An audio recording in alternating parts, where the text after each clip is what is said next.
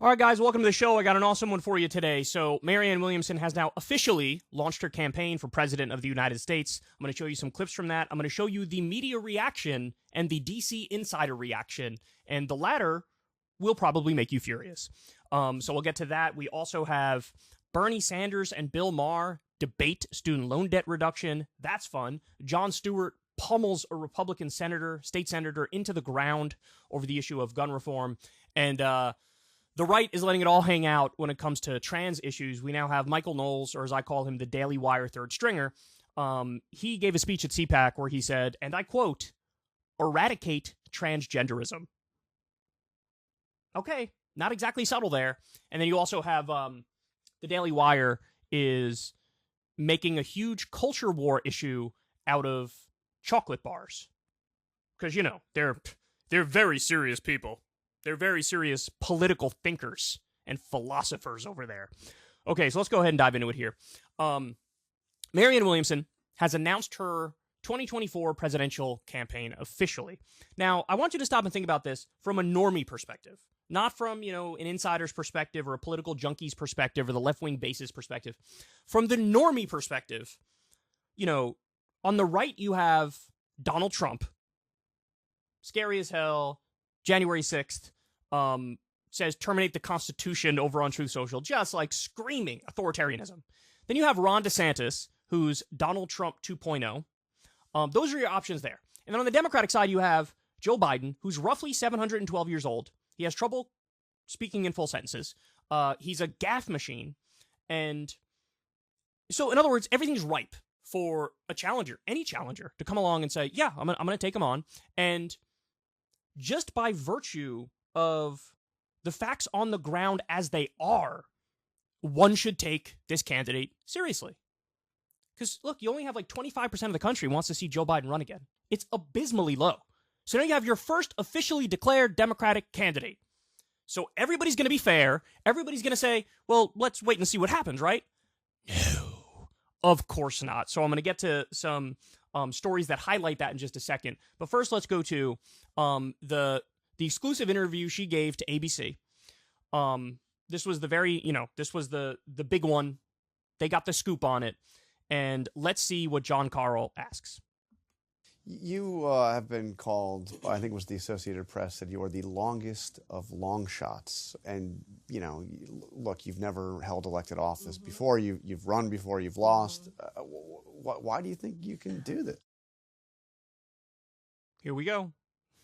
You've been called the longest of the longington shots. So long. You're such a long shot. It's so long. So why do you think you could do that?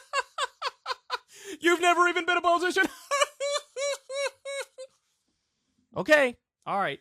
But her answer is phenomenal. She knocks it out of the park. The Associated Press also said that Hillary Clinton was a shoo-in. I'm sure that they would have I don't know if they would have used that language. Maybe actually, not, no. but that... John, virtually everybody in corporate media thought she was a shoo-in. Why are you lying? This is a lie. Of course everybody thought that. You probably thought that. I don't know if they would have said that. God damn it, that's a good point. That system, you know exactly what I'm saying. So the system that is now saying that I'm unserious, I'm not credible, or I'm a long shot, is the very system that protects and maintains this idea that only those whose careers have been entrenched within the system that drove us into a ditch should possibly be considered qualified to lead us out of that ditch. My qualification is not that I know how to perpetuate that system. My qualification is that I know how to disrupt it. Look, from my perspective, that is exactly right. It's a knock against you if you've been part of this system your entire life, because this system is abysmal. This system is corrupt. This system is devastatingly terrible.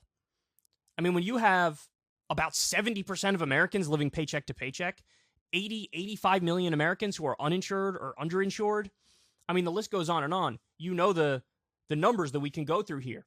If you've been part of that all along, that's a strike against you. To mainstream media, it's like, oh, they're a very serious and respected politician who's had power. Yeah, and what have they done with that power?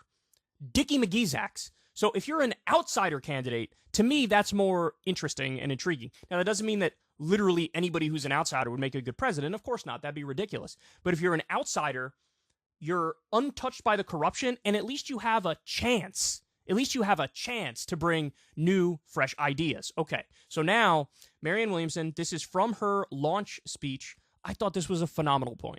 And those pseudo-sophisticates who give us their PR about how they're the adults, you see, and people like myself and people like most of you should really sit down now. They would have us think this whole thing is just too complicated. No, ladies and gentlemen, the problem is not that it's complicated. The problem is that it is corrupt.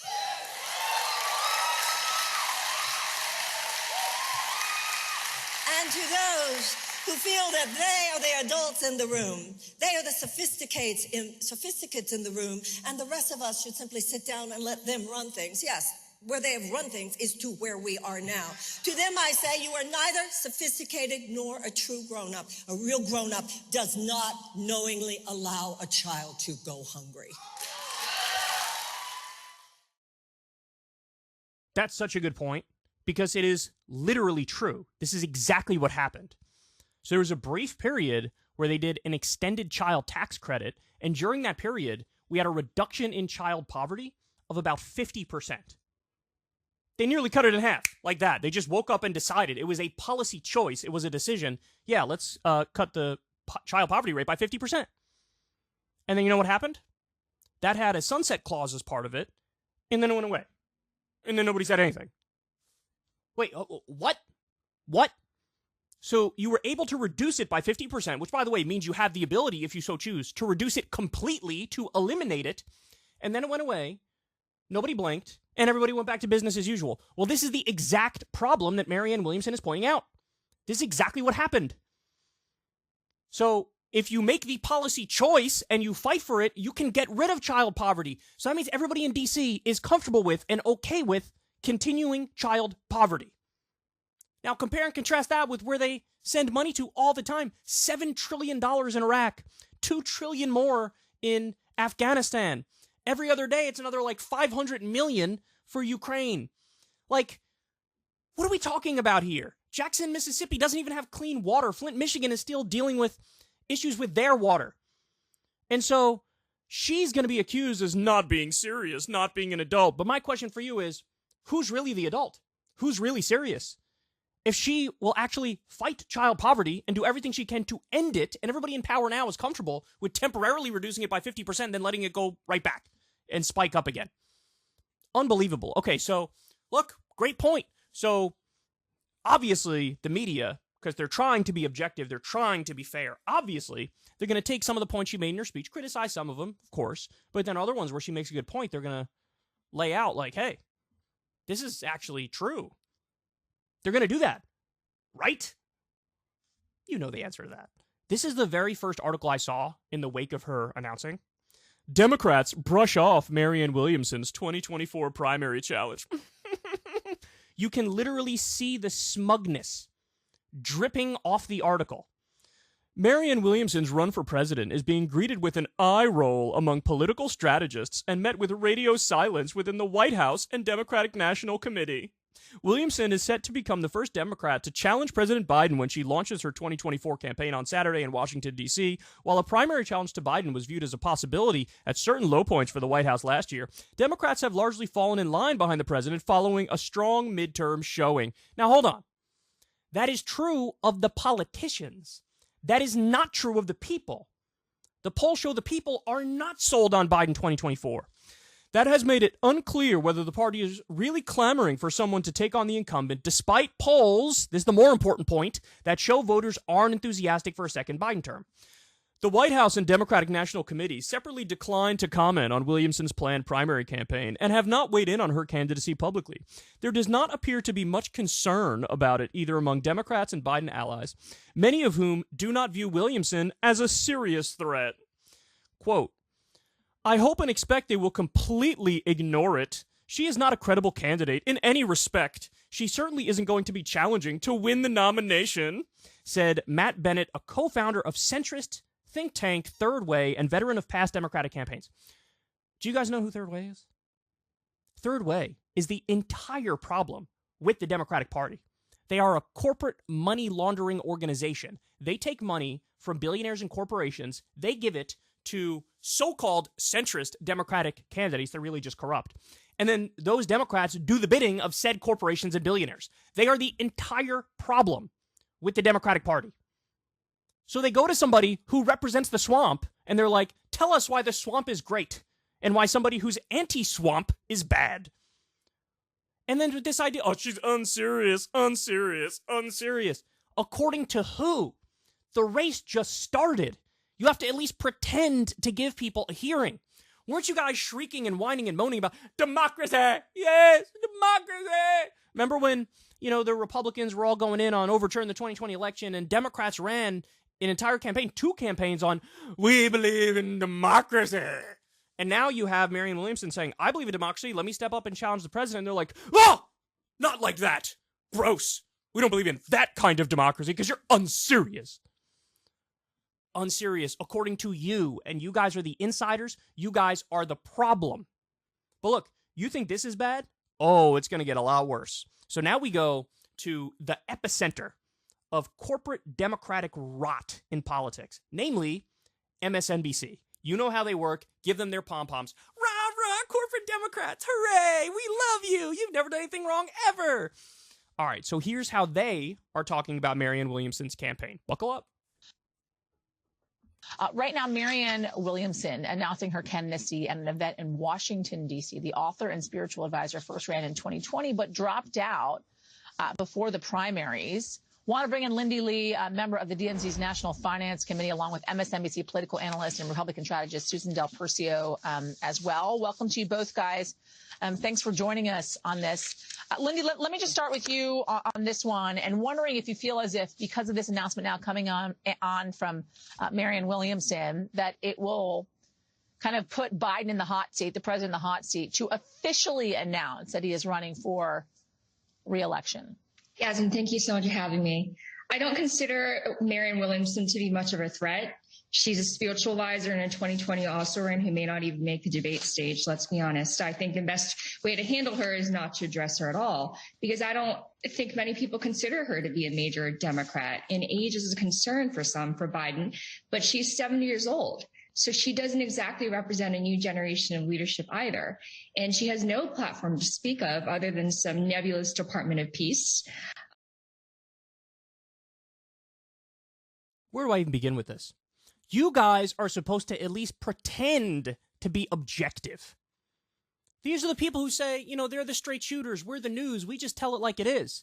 So you invite on 2 people, a Democrat and a Republican, and they both despise Marianne Williamson, and they both go after her. You're going to have zero representation of a position that's even slightly open to her, never mind supporting her. This is what you're going to do? This is how you're going to treat it? You're saying she has no policies? Have you read nothing of what she's written? Have you listened to nothing of what she said? She's been very clear for a long time now. Medicare for all, free college, eliminate all student loan debt, living wage, negotiation and diplomacy when it comes to foreign policy to end war. She's got way more policies on the table than Joe Biden does. What are you talking about? This is nothing but a massive smear job. Everybody fall in line. Don't think. Fall in line. Support Biden no matter what. Support Biden no matter what. She's saying, don't even debate her. Don't pay her any mind. Again, what happened to the whole democracy thing you guys were just pretending like you cared so deeply about? Democracy, unless it's inconvenient for me, in which case just totally ignore, don't even allow a debate, don't even allow a discussion. You are so scared of Biden's weakness, you don't think he could even debate Marianne Williamson? He can't even have a discussion with her, a conversation with her, some disagreement on policy? How weak are you? How pathetic are you? How sad is MSNBC? I can't get over it. Again, look, when you watch this show or you watch other new media shows, we come as advertised. I give you news and information and facts, but then I always give you my opinion. I'm a commentator. That's my role. That's my job. These people pretend like they're in the news business. And you do a segment on Marianne Williamson, her launch speech, and even at the very beginning, you can't give her a fair shot. It's, here's a Democrat who's going to shit on her. Here's a Republican who's going to shit on her. So I guess that's all you need to know for the viewer. Unserious. See what they're doing? They're laying out the parameters of the Overton window. And the parameters are, if you even entertain her campaign. You're unserious, ridiculous, idiot. They're trying to control you. They're trying to force your hand and limit your options on purpose. And this is exactly what they did, the DNC did, with changing their schedule around. Could you imagine being so naive that you actually believe moving the first contest to South Carolina is about diversity? Is about people of color? No, it's a power play. It's about trying to rig it in favor of Joe Biden. And this approach is further trying to rig it for Joe Biden. She's unserious, and I don't want anybody to ever entertain her for even a single second so that we can then manifest into reality her unseriousness by keeping her numbers low. This is what they're trying to do. Are you just going to sit there and take it? Or are you going to stand up and say, fuck these people, man. These people are the problem. And again, they act like they have such a phenomenal track record. They act like these guys barely beat Donald Trump in 2020, a historically unpopular candidate.